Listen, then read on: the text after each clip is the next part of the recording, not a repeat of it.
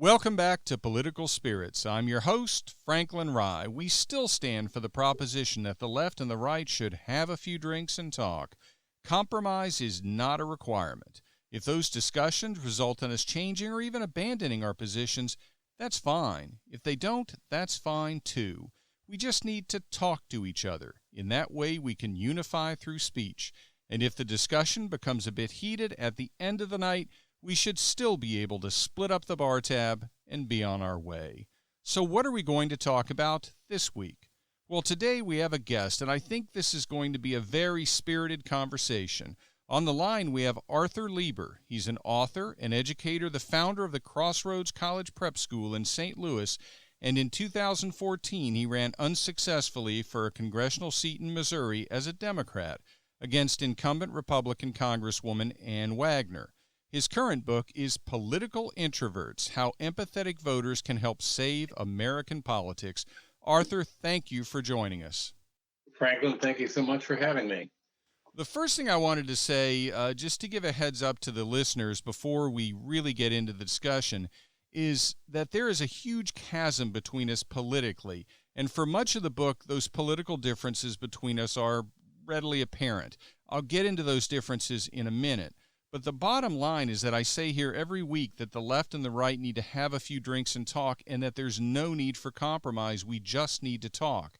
Now, I don't have a drink in front of me other than water, and I doubt that you do either, but we still should be able to talk no matter how significant our differences, as revealed in your book. And incidentally, those differences or disagreements are the reason I predict this conversation will be spirited. Well, I appreciate that, Franklin. It reminds me, in 1993, I was the facilitator of a 60 Minutes piece on pro-life, pro-choice, looking for common ground. And I think that what we did was we were able to listen to one another really well, but I'm not sure that anybody changed their minds. But that listening in itself, I think, was very, very profitable. So I think that was very consistent with the approach that you bring to trying to get people from different parts of the political spectrum to engage with one another. Absolutely agree. And so with that intro, Arthur, you link a political introvert with being an empathetic voter. What do you mean by political introvert, and what do you mean by empathetic voter? I look at if someone is an introvert not as necessarily being a fixed personality characteristic. I think that all of us have times when we're more introverted than extroverted, and other times when we're more extroverted than introverted. So to me, a political introvert is somebody who, when dealing with politics, prefers to not be so engaged that it's requiring a lot of energy on their part. They prefer to sit back and take in thoughtful conversation. They don't particularly care for political rallies or loud commercials, anything like that.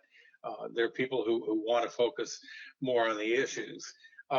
We did some polling, about 1,000 people online, and did find that there was a connection between people who were self-identified political introverts and those who were at least a little bit more empathetic. And it makes sense to me that if with politics, if you're not somebody who's making a lot of noise, but rather you're thinking more about the issues, that you might be thinking because you have cares and concerns for people other than yourselves, and that is one form of empathy. Okay. So the thing that surprised me about your book is, I'll just kind of lay it out. When I read the intro on the book, I thought, this is interesting. And I looked up your bio, and that you had run as a Democrat. Most of your positions are on the left, but not all of them. There's an interesting mix on a few things that surprised me. But I expected what the book would be, and I've read it since then. What I expected it would be is an argument for introverted, empathetic voters being more participatory in the process, voting more often, and that you would say that was a good thing in and of itself. And then my question was going to be, is that really sort of the the reason you're doing it, or was there something more that you actually expected, that those voters would be more likely to be Democrat, would be more likely to support the positions that you support? And so I expected the discussion to be along those lines. Were you adopting a position that seemed more pure and sort of virtuous, but in reality, it was a position that not worthy of criticism at all. It's just more of a typical position. People are wanting things to happen that will help their view of what they think should be the case politically to move forward. What I found was that your book comes right out and says that's why we need to have more empathetic, introverted voters in the process, because they will be more likely to vote Democrat. And you spend huge portions of the book just absolutely slamming Donald Trump and slamming those who voted for Trump. And that surprised me. I disagree with it, obviously, but the bluntness of it and the fact that you put it right out there is what blew me away. I didn't think that was going to be the case when I read it. I think that political introverts are a subset of a huge group making up about 40% of the adult population who don't vote or reluctantly vote. And a year ago, I would have said that, the more that we can do to bring people who aren't voting into the process, it would have definitely helped Democrats. It would have helped progressives. But I think, as we look more clearly at how Donald Trump won, and even if we look at some of the demographic returns that we've gotten from Super Tuesday, it seems that conservatives are doing better at getting people who haven't voted in the past to come in and engage. So I do say in the book that you look at these 92 million people who did not vote, and if you're a political operative on either the left or the right, you kind of salivate and you want to get your piece of the pie. I hope that for me, it's more important that rather than having one party or the other take advantage of these people or target these people, that instead we try to get them more engaged. I do feel that the more that people learn about issues, the more, and this is a key point here, the more that they're concerned about the common good, not just their individual rights, not just protecting their individual rights. I know you've been stressing more First Amendment rights, and that's obviously really important.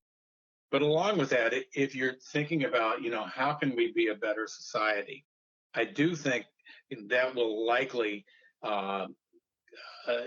result in people who have not been voting in the past, if they do vote, voting more for Democrats. I hope that at least is a partial answer to what you're asking, but I'm happy to take it further. Yep. On that point, and empathetic voters, I think your view is that people who voted for Donald Trump are not empathetic voters, or perhaps you think they're just sort of mistaken, and if they thought it through, they wouldn't vote for him again. But I wanted to quote something you said in the book. You said, quote, "If we are going to reach the point that we no longer elect Donald Trump-type candidates, we must have an electorate composed of better critical thinkers who have an empathetic concern for promoting the common good of all," close quote. So my response to that is, what if the opposition of Trump supporters to illegal immigration is an example of both critical thinking and empathetic concern for the common good? What I mean is, what if the economic analysis is that illegal immigration suppresses the wages of those at the lowest end of the economy who can least afford it by increasing the supply of low-skill and unskilled labor without an equivalent increase in demand, and those who suffer from the suppressed wages will be disproportionately minorities and disproportionately the working poor.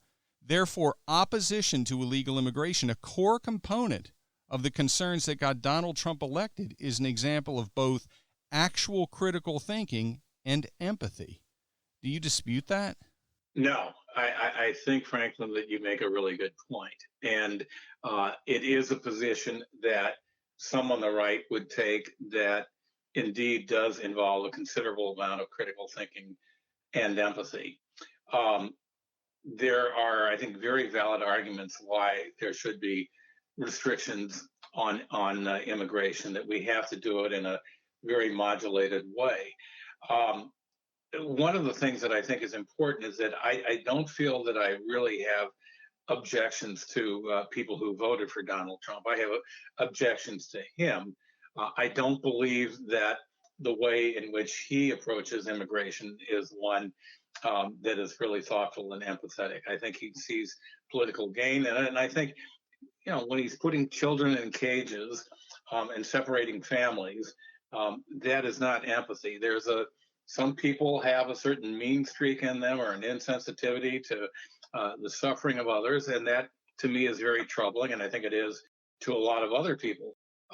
Immigration, as you've suggested, is really a complicated issue, and one in which well-meaning people, caring people, can take different positions. I wish that we could move ahead in public dialogue and in Congress, and there have been attempts there to try to deal with this in a way which is sensitive to all points of view. And I think you bring up how the more immigrants who come in, the more likely it's going to take jobs away from minorities or other recent immigrants. I think that's very valid, and I think we have to find a balanced way to deal with that. And I think that Trump voters, as much as anybody else, are thoroughly invested in a strong economy and one in which they have opportunities for jobs and wages that keep going up. I just think that I'll use the word flamboyance for Trump rather than perhaps anger. Whatever it is, I don't think it's helpful at all. And I think it really does a disservice to the people who, through his rhetoric, he's trying to protect. But in a sense, he's just making a mockery of a very important issue that requires a lot of thought and consideration. Well, back to the first part, the issue of criticizing Trump voters as opposed to just Trump. There were a couple of instances in the book. One thing, you referred to him bringing out the Archie Bunkers of the country. Now, Archie Bunker obviously was a TV character and was an avowed racist.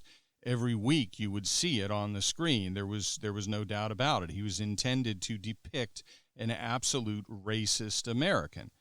To use that to describe Donald Trump's supporters, even if you didn't say they're all Archie Bunkers, is one of the things that I'm pointing to. The other is the reference to Trump rallies as hate fests. Now, admittedly, you do also say that Democrat rallies, throw too much disdain at their competitors as well. But you did describe Trump rallies as hate fests. And by the way, have you ever been to one? I have not been to a Trump rally. All right, so I have, and okay, they're anything but hate fests. I mean, they're to me, if you want to get a good idea of what a Trump rally is, look to some of those articles that have been written recently by journalists on the left who were surprised when they attended one, that they were like some sort of county fair with everybody having a good time, everybody sort of laughing it up, getting together. It's almost like the only thing missing was, a pie eating contest. And that's the way it is. It is not what those who are most critical of President Trump describe them as being. They are very much upbeat. The people there are anything but outwardly angry. And frankly, there's a surprising number of minorities there, nowhere near the percentage that they represent in the country as a whole. But you would think they would be virtually non-existent in these rallies, and it's simply not true. I've actually handed out podcast cards to thousands of people at these rallies and talked to hundreds of people, and they are uniformly positive. And I actually thought there were going to be a fair number of people that were tipsy. That was almost non-existent as well. So my impression that it was going to be like a giant party, it's not quite right. It's more like a sort of a county fair type atmosphere. Interesting. Well, let me try to respond to that point first, and then I'll get back to Archie Bunker. And I have to put on my introvert hat. And as I said in the beginning, I think an introvert is something for all of us that we are some of the time. I don't like political rallies of any kind. I much prefer thoughtful conversation. I think we're learning more and more about Bernie Sanders' campaign. It's not so much his campaign, but it's a lot of the people who follow him, where there's a lot of vitriol, there's a lot of anger there. And I think it happens whenever people are really passionate about a particular candidate, particularly if they have positions which are somewhat extreme on either side of the continuum. I my exposure to Trump rallies has been seeing on television and seeing, attacks on media or people with disabilities, or people who don't agree with him. But I agree with you wholeheartedly that the only way to get an honest view is to go to one. We have a primary here in Missouri this coming Tuesday. I don't think the president has plans to come here, and I'm not even sure any of the Democrats will. But next time there's an opportunity to go to the Trump rally, I'll take your advice and go to it. As for Archie Bunker, in many ways, I think he was an endearing character. He was a person who there was a lot of gruff, and as you said, anti-minority rhetoric, and self-serving. But I think, in many ways, he was like somebody who was struggling to move up the ladder, somebody who felt threatened by the identity politics that is so central to the politics of so many Democrats. I think Norman Lear, the producer, creator of this show, really wanted the viewer to see that, yes, he said and did some outrageous things, but you had to love him. You were rooting for him, in a sense, for things to get better. And I really feel that way about Trump voters. If I can answer a little further, the book that was written in the early 2000s, What's the Matter with Kansas, by Thomas Frank, he talks a lot about how people in Kansas would hook their wagon to the so-called values agenda, anti-choice, pro-gun, God and guns, so much of that, at the expense of their economic well-being. In other words, they might get feel-good moments if they felt that they were taking away from women their right to choose or protecting their right to carry a gun, but they weren't really making the state a welcoming place for a lot of people who could help improve their economy. And Kansas has since then gone through a lot of economic downturn until now in 2018, when they elected a number of Democrats and they're kind of getting back on their feet. But I think that so many of the Trump voters, they may have feel-good moments because they feel that values which are central to their thinking, that those values are being honored. But I think they, in many ways, are suffering economically. I think this is where Hillary Clinton really, really messed up in 2016 and Democrats, so many of them, because you've got this fabric of all these disparate groups except for the Trump voters. The Trump voters were central to FDR's New Deal. They played a key role in LBJ's Great Society. And when I ran for office, I really wanted those people to be as valuable as anyone else. And I do think if we focus on economic gains that come from progressive politics, that is a way of truly honoring Trump voters and not having an outcome where we have a president like Donald Trump who seems to take pleasure in dividing us. So a couple of comments on that. First, as to the Archie Bunker example, am I understanding it correctly that you're saying referring to Donald Trump voters as Archie Bunkers was meant as a positive? I think there'd be positive and there'd be negative. But there's something endearing about that kind of person. Well, and when Archie Bunker would express prejudicial statements, it is as if he didn't know any better. Given an opportunity to learn more, I think he would know better. And I feel with a lot of Trump voters, and I know this may sound self-serving and arrogant on my part, but I think generally when people hold prejudices, um, and that can be us on the left very much, if not more so. But we all have to learn more. It's about the dialogue that you're talking about, and try to understand where they come from and ways in which we can try to move beyond them. Never completely, but it's a work in progress. But that sounds like what you're saying is you meant the Archie Bunker comment to be partly positive, partly negative, because what you really were saying was some of these voters are racist or prejudiced, but they're too stupid to know it. It sounds like that's what you're saying. Well, I think the operative word that you just used there was stupid. And, that's very prejudicial. I would say that they just are not well enough educated. That's different than being stupid.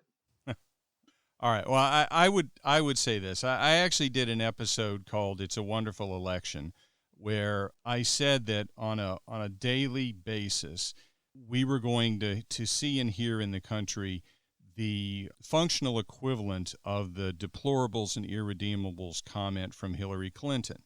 And we were going to hear that from the commentariat, from the journalists, from the Democrat politicians, from people on the left all over. And they were going to be insulting the people that support Trump or were considering supporting Trump, and that effectively that was going to have the same impact that the deplorables and irredeemables comment from Hillary had. And I made the analogy to the movie It's a Wonderful Life, with the reference to Zuzu's pedals and the bumping into the bell, and every time a bell rings, an angel gets his wings. Well, my analogy was that every time Trump voters get insulted, Donald Trump gets another vote. And I would submit to you that describing Donald Trump voters as Archie Bunkers is the functional equivalent of ringing the bell and getting another vote or more for Donald Trump. Now, I actually support him. I think it would be a good thing if he were reelected. So I probably shouldn't be saying that, but I would just comment that this is another example of what on its face looks like a disdain for or a denigration of people who've made the decision to vote for Donald Trump, unless as if there's something wrong for them doing that. I mean, I know plenty of people that voted for Hillary Clinton, and I disagreed with them. But I don't run around saying, Joe or Susie is, too stupid to realize they made a big mistake by voting for Hillary Clinton. Franklin, I think you've talked about looking for ways in which we can find common ground. We can overcome some of our prejudices, and I think this is one of those moments. And if it's quite possible that the reference that I had to Archie Bunker was not a wise one, or maybe if I did, I could have qualified it, made it more clear. Because I really believe that Trump voters are, to me, they have gotten shortchanged in so many ways. And the worst thing you can do is to mock anybody who's different than you. And I think people on the left have repeatedly done that. So I just think that many Trump voters are not having their economic needs properly honored by the people in politics, both on the left and on the right. And just as I'd like to see African American, Hispanics, other minorities have their economic condition improve, I feel the same thing about many Trump voters who are struggling. And there is that common ground there. And I think we have to find better ways to see the commonality there. I would agree on that. And my one comment would be that we've made progress in the last 3 years economically on those issues, because the wage rate increases that we're seeing are disproportionately among blue-collar workers. And that's different from what we saw during the prior 8 years. None of the increases have been enough. Wages have been far too stagnant for far too long. but they are increasing now at a greater rate than they were before, and the greatest increases are at the lower end of the economic spectrum. And that is not coincidentally exactly the kind of thing that Donald Trump promised. Some of what he's doing does seem to be having the effect that he said it would have, even if he may have said it in a way that is, less than genteel. I mean, he is blunt to say the least, and gruff, and more of a pure salesperson than I've ever been. So it isn't, his personality is not the personality that I look to as the perfect politician. But you know what? It seems to be working. I think it's really important for whenever somebody in politics is doing something well, that people from all sides are able to acknowledge that and you know have high regard for it. And I think you're absolutely right that there are a lot of things that have happened during the 3+ years of Donald Trump as president, which have been beneficial to the economy, and we have to acknowledge it. And it may be, what he's done with tariffs. It may be, perhaps, as you were saying before, what he's done with immigration.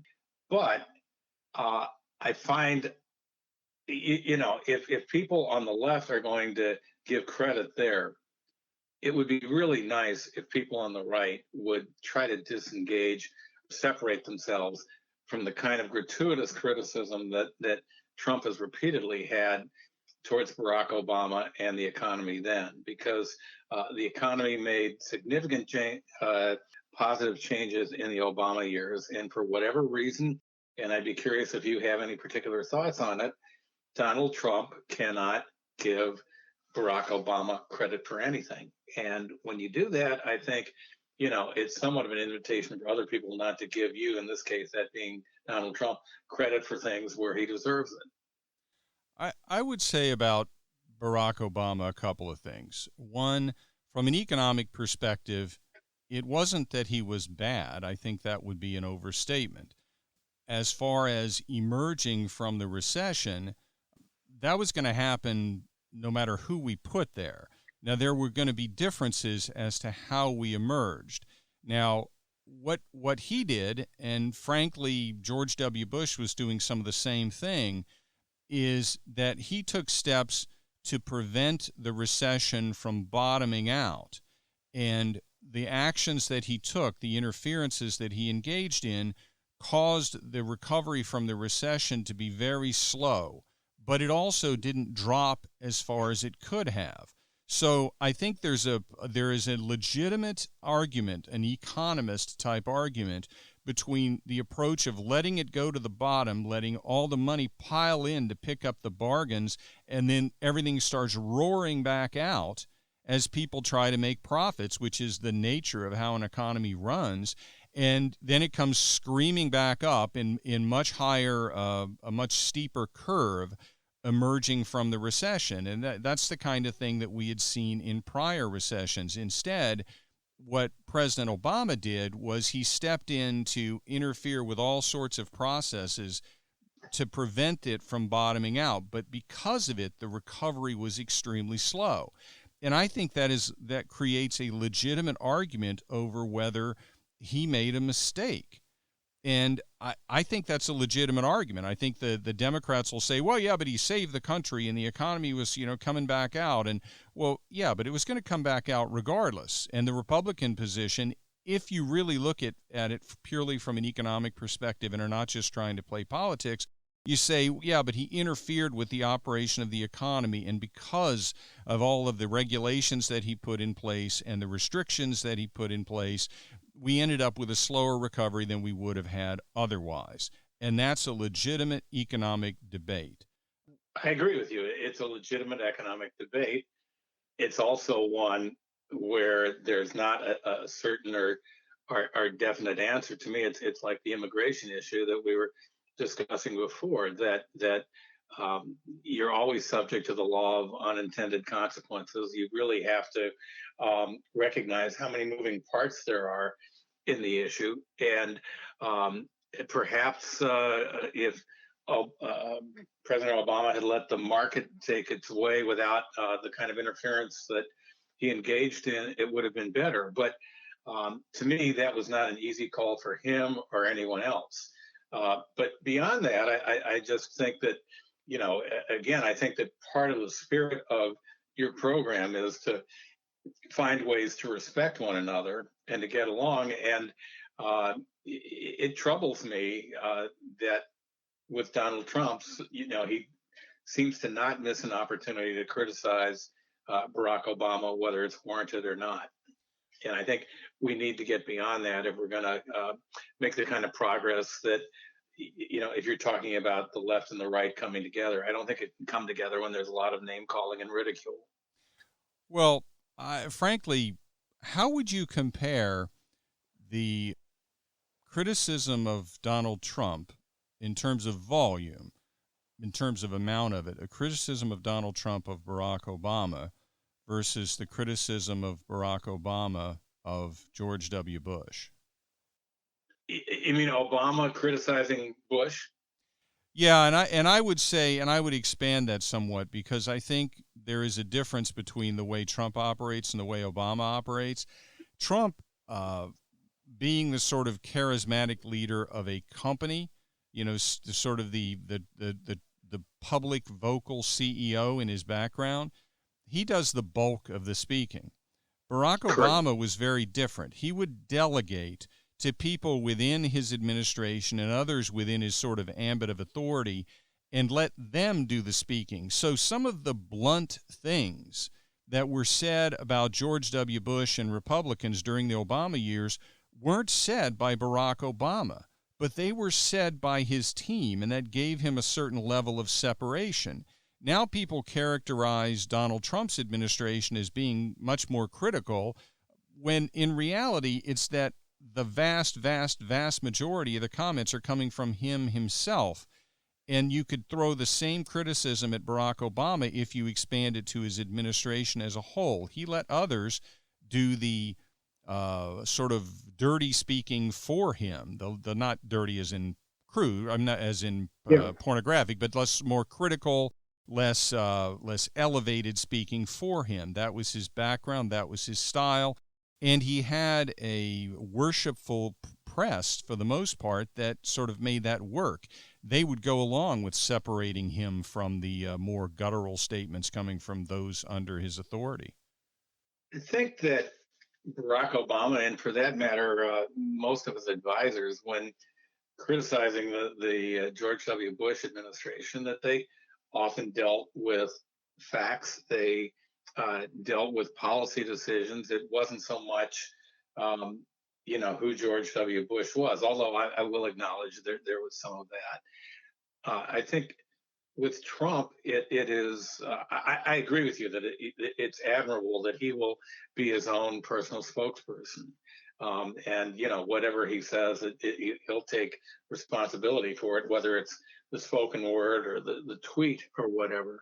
But there is a difference in my mind, because so much of his criticism is personal. If you're going after somebody for a disability, I have no idea how that advances the conversation.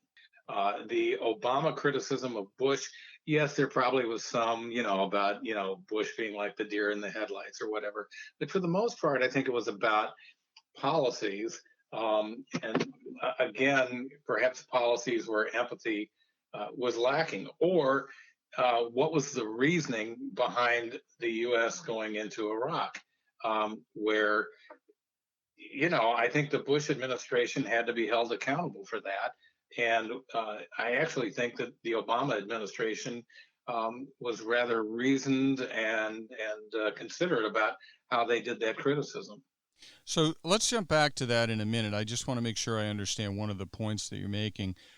You referenced criticizing or making fun of disabilities. Are you talking about the instance where there was a journalist who had I think it was a withered arm or other neuromuscular disability, and he had asked a question and he seemed flustered, and President Trump sort of waved his arms in a way that's been depicted that he was mocking the person's disability? Is that what you're referencing?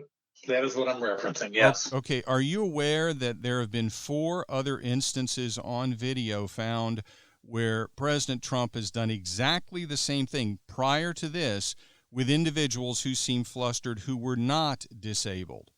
He claims that he didn't see that the guy had a disability. The guy's out in the crowd asking a question, and he said, I've done that all the time. And they actually found 4 different instances on tape where other non-disabled journalists seemed flustered, and he kind of mocked them with his hands waving, like, you couldn't get your thoughts together. You're waving your arms trying to get your catch your train of thought. He's done that before. It's provably not based on disability. Yet typically, especially if you watch CNN or MSNBC, you don't see that. You don't realize that it's actually been disproven. Well, Franklin, you have my email address. If you have, the source material for that, I would love to see it. I will. I'll send it to you. Okay, I appreciate that. The other thing is that I just wonder, even if somebody is flustered, why that is worthy of mockery. Oh, it's crude. I'm not disputing it's crude, but it wasn't mocking a person based on his disability. Okay. Well, as I said, I will look forward to reading what you send me. So let me step back to the criticism of Barack Obama piece in another angle. Let me step back to that just for a minute here. I want to look up one of your quotes. Here it is. It is outright insulting that in the final days of Barack Obama's presidency, the country elected Donald Trump to fill his shoes. Now, I don't get that. That is outright insulting. That is disdainful of the electorate. I mean, once again, they've made a decision different from yours. I never would ever utter the words that it was outright insulting that the nation elected Barack Obama. I don't think he did that good of a job. And I actually did an episode about how he hurt the Democratic Party in terms of its nationwide number of elected officials, and we're actually feeling the impact of that. That's one of the reasons why we have a 77-year-old and a 78-year-old as the 2 candidates running in the Democratic Party, because the incoming stars were never there because nobody was elected. There are huge numbers of Democrats that lost during the Obama presidency, and the people that potentially could have been the charismatic politicians that might have risen to the top are not in the farm system, so to speak. So I think that's Franklin, I think that's a really good point. And you mentioned that I ran in 2014 and also 2010. Those were terrible years to run as a Democrat, and I don't think that the Obama administration was doing things to make it easier for Democrats to run then. So I would agree with that. When I use the word insulting, because I feel, first of all, Barack Obama was about as decent a person as a human being as we've ever had as the president, or as anyone would likely ever meet. And for him, after working as hard as he did, and I will agree, limited results, but in part because of gratuitous opposition from Mitch McConnell, John Boehner, and others, he, in my mind, had really fought the good fight and just was denied what, in my mind, would have been legitimate victories. And I think that as a display of appreciation for what he did, I think that many voters might have then voted for Hillary. I voted for Hillary. I didn't particularly care for her. I understand why a lot of people didn't. But somehow, when somebody does a good job, I think they should be rewarded. On a personal level, for me, as you know, I'm more to the left. In 1984, I voted for Ronald Reagan. Why did I do that? A couple of reasons. One is because I thought he had done a pretty decent job in his first 4 years. 2 is I thought at that point we needed to show that the president could last or could serve two full terms. And I thought he was deserving of that, particularly when the Democrats put up the likes of Walter Mondale. I would have liked to have voted against him, but I don't think the Democrats did a good job of putting, a really viable, attractive, energetic candidate to oppose him. So, in my mind, Reagan, in a sense, had earned a second term, and I think that Obama deserved something other than having someone to succeed him who really tried to unravel virtually everything that he did. So I understand you were impressed with what Barack Obama accomplished in his 4 years, and so And, first and 4 years. who he was as a human being. Well, that brings up an interesting discussion that was had recently by the ambassador, Trump's ambassador to Germany. I think his name is Grinnell, and he was appointed acting head of the NSC, I believe it was, as well. He's the first openly gay U.S. ambassador, I think. No, first openly gay U.S. ambassador to Germany. Okay. And he was on the Dave Rubin show. And what he explained is that Barack Obama was a star in Europe. They absolutely loved him in Europe. The press loved him, the politicians loved him, the public loved him, and you heard it whenever there was coverage of the U.S. political system and a reference to the president. It was a positive reference with President Obama. But then he made the point that, well, Obama tried to get a trade agreement with the EU, and he wasn't able to get it through. It was his sort of crown jewel, and it didn't go through because of opposition from Germany, even though he was loved in Germany and had a great relationship with Angela Merkel.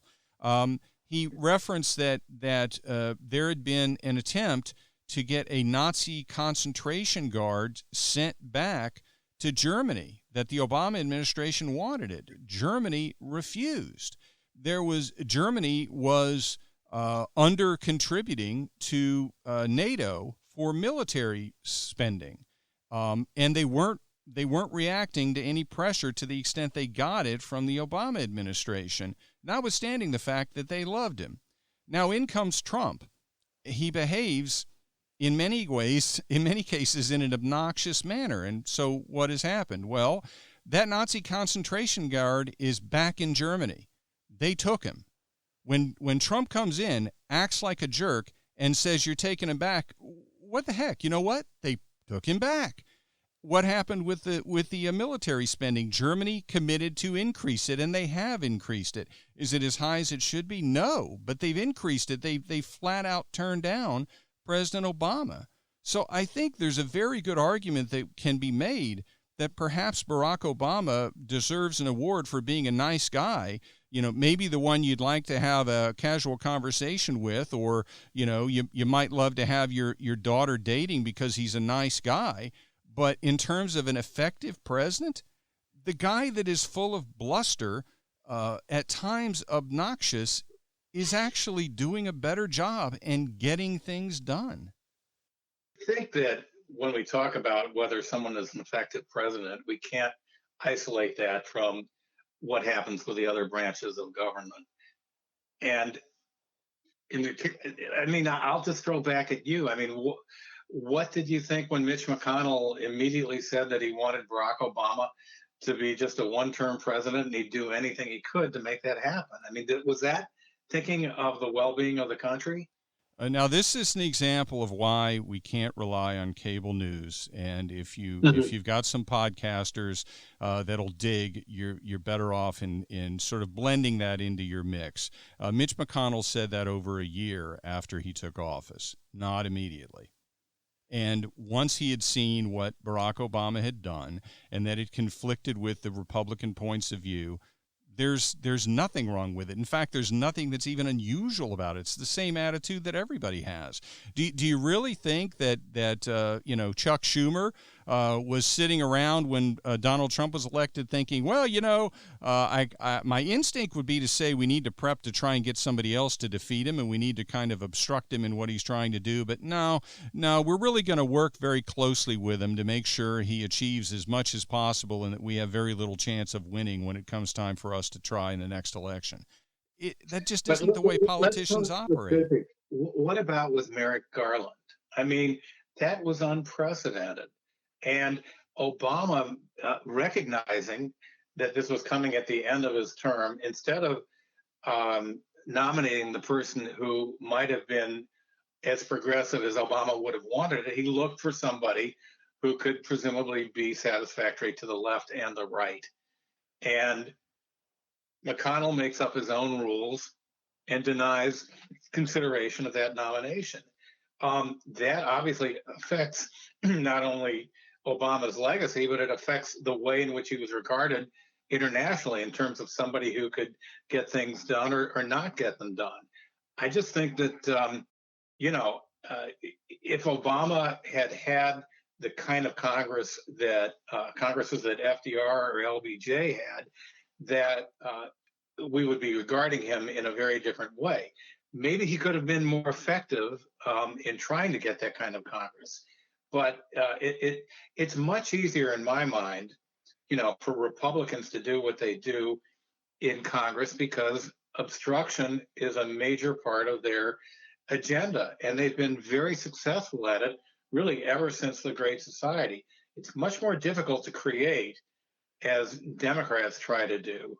And it makes if you look at the presidents that we've had, Democratic presidents since Lyndon Johnson, and I'm talking specifically about Jimmy Carter, Bill Clinton, and Barack Obama, none of them really has a strong accomplishment that they can talk about. Obamacare to a certain extent, but without the public option and with the way in which it's been torn apart by the Supreme Court, it's very limited. So I think, Republicans are on a 50-year run at basically preventing Democratic presidents not only from succeeding in having government play a stronger role in providing a social and economic safety net for people, but also just in making Democratic presidents look rather weak. I think Republicans have been very successful at that, but it's much easier for them to do that than it is for Democrats because Mitch McConnell can just sit on all these bills that the House has passed and do nothing. And, it's making Democrats look weak. But you think that the role of the Senate in stopping legislation pushed by the House with their 60-vote cloture rule, you think that's something that's unique to Republicans or Republican-controlled Senates? It's not. No, I don't think that Republicans are necessarily they use the obstruction rules more than Democrats do. I just think that obstruction for Republicans is, hand in glove for them in terms of what they want to accomplish. They don't want a stronger federal government. Well, and if very little happens, that's fine. That's not what Democrats want. And I think the reason why Democrats want an active government is because there is a considerable amount of injustice in our society, and the federal government is the best instrument by which to bring more fairness, in my mind, to those people who are getting the short end of the stick, including Trump voters. Yeah, so a couple of things on that. I mean, you're pointing out that Republicans are more opposed to increasing power of the federal government. I would say it's probably more accurate to say that conservatives are more opposed to it.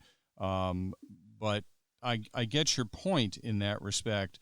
But there's a philosophy and an ideology that backs that up. So just as Democrats think that more power for the federal government is a good thing, most Republicans think that it's a bad thing because they're taking power further away from the people. I mean, look at what happened with Brexit. I mean, one of the reasons why the Brits voted to get out of the EU is because, and maybe it's more than one of the reasons, maybe it's the reason, is because they didn't think that the EU was actually representing their needs because it was so disconnected from their needs. And I think that's sort of the same thing that you have with the views of conservatives and Republicans in the U.S. If somebody's sitting in Driggs, Idaho, does he really think that Washington, D.C. has his best interest in mind? He's thinking, you know what, I'm better off with the government in Boise. I want to try and strengthen that government. It's more likely to understand what my needs are. And that's one of the reasons why I think what Trump is doing with decentralizing some of these government agencies, where he's sending the Department of Agriculture, I forget, what is it, to Kansas City? Yeah, I think it was Kansas City.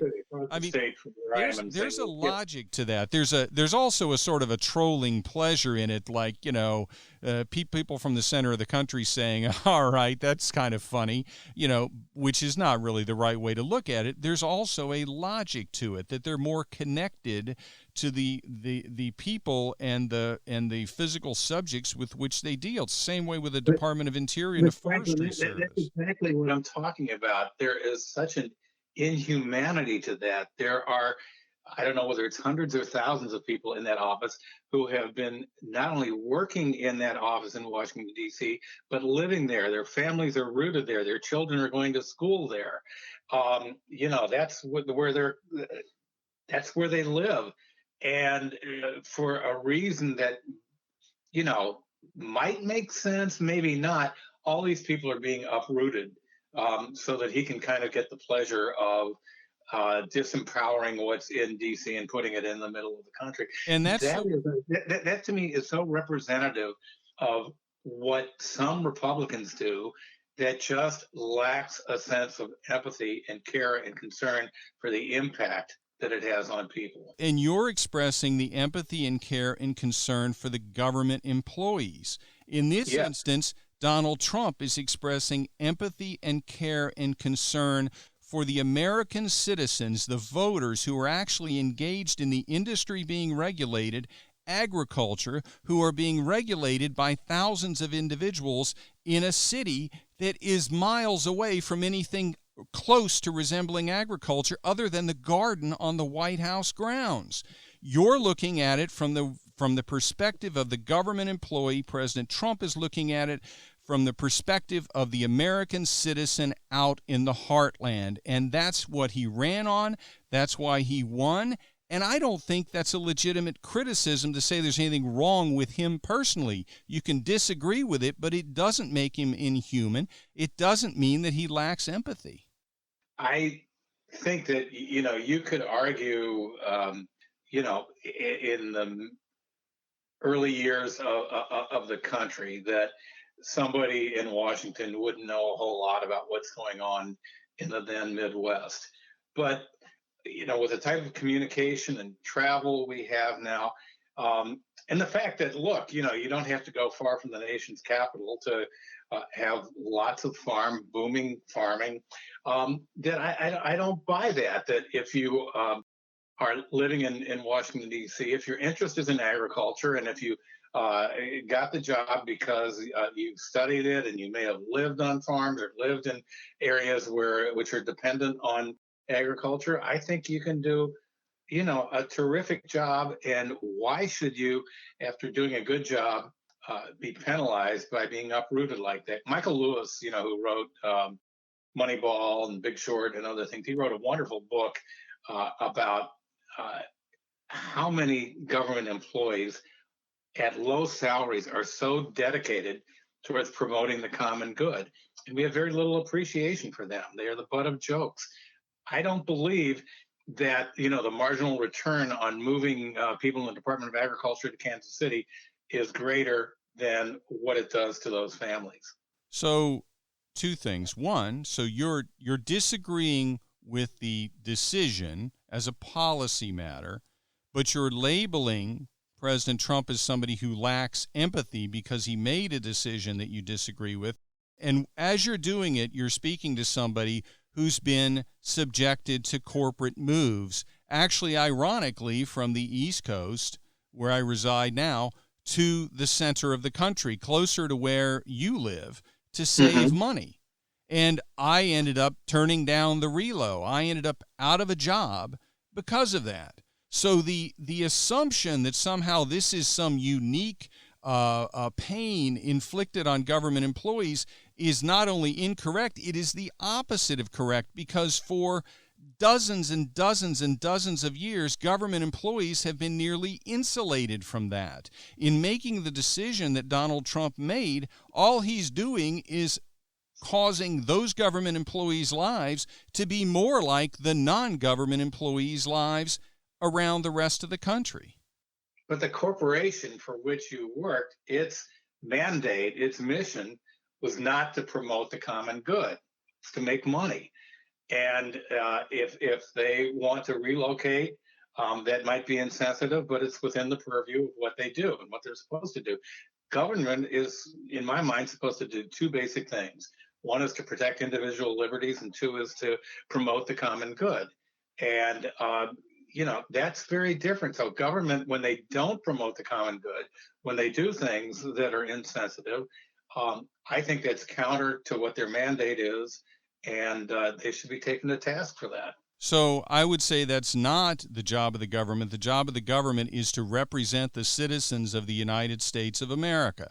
And those citizens are spread from Maine to Hawaii, from Key West to Anchorage. They're not just in Washington, D.C.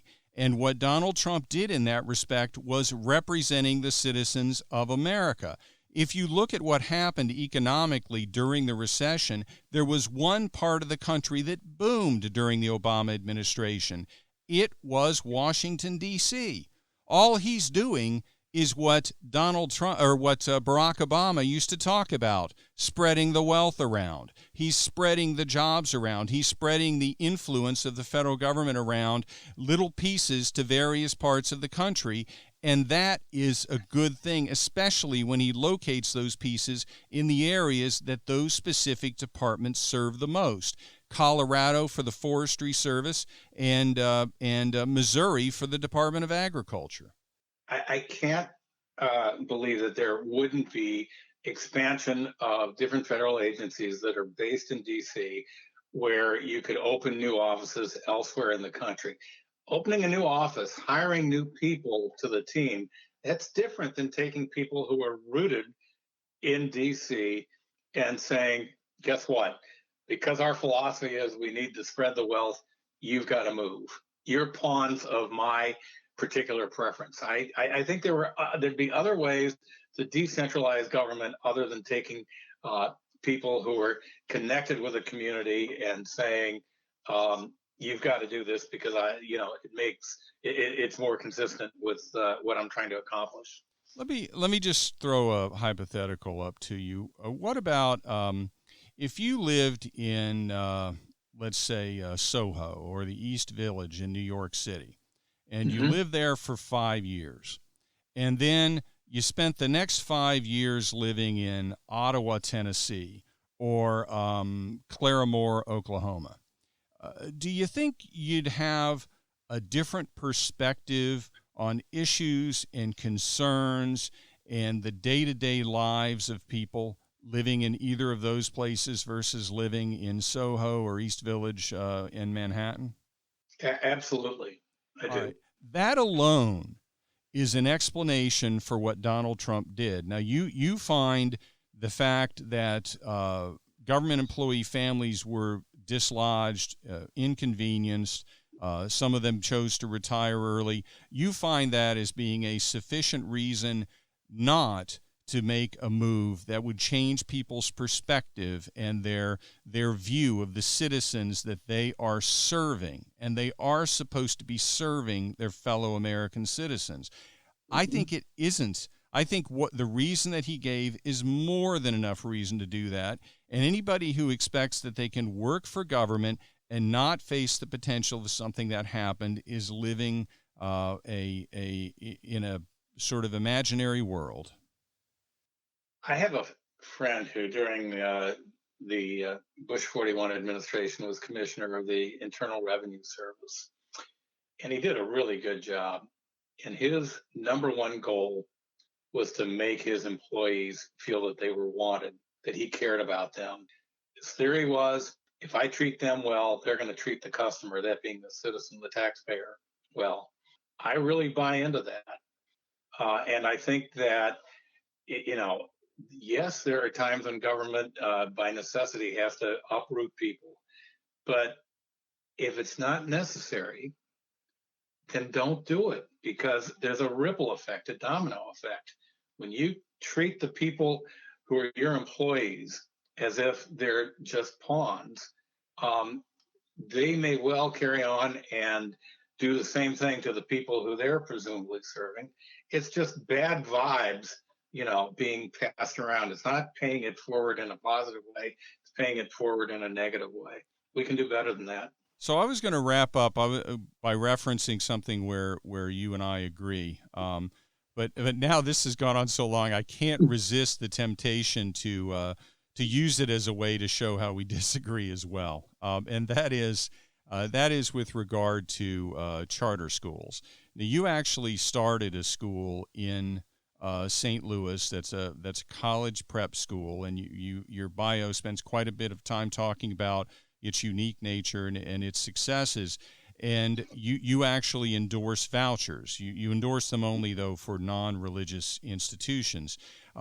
I would say there's a certain irony, though, if I were for a moment to take a position that I don't believe in, but for a moment take the position of the public employee teachers unions, I would say that you founding a charter school to compete with and pull students from those public schools is doing to those government employees exactly what you object to Donald Trump doing with regard to those federal agencies. Now, you would say it's not the same because he's not relocating them, but the bottom line is, if you're successful with your charter school, and I think you've had some significant degree of success, and certainly if it were to expand, there would be government employees, teachers in St. Louis out of a job because some significant number of their students would go to your charter school instead.